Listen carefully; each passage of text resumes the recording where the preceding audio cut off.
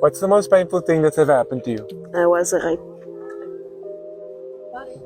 Het was onverwachts. Ik het alleen slaap, wakker geskrik.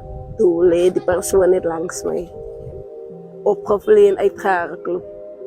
Ik heb geschreven ja op en mensen uitgekomen. Maar die ook hier het uitgekomen gestrijd dat hij het doen niet. Maar toen zou daar een bewijzer geweest om te kunnen wijzen dat het gaat doen. En nog altijd als ik een beetje vrees bepang om alleen te wees. Of aan die andere even zal niet om het rijkje te lopen of in het donker te wees.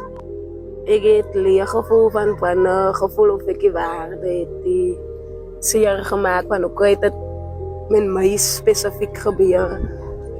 So, dat is al wat ik kan verraden voor mezelf. En, maar niet gewonderen hoe komt het met mij moet gebeuren. So, dat is de meest pijnvolle ding wat met mij gebeurt in mijn leven. Wat is je droom?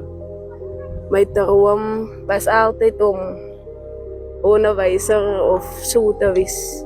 Maar ongelukkig is die droom wat ik had, die uitgewerkt zoals ik het wil geven. Dankie dat je gedeeld hebt. Baie dankie. En ek is jammer wat met jou gebeur het. Okay.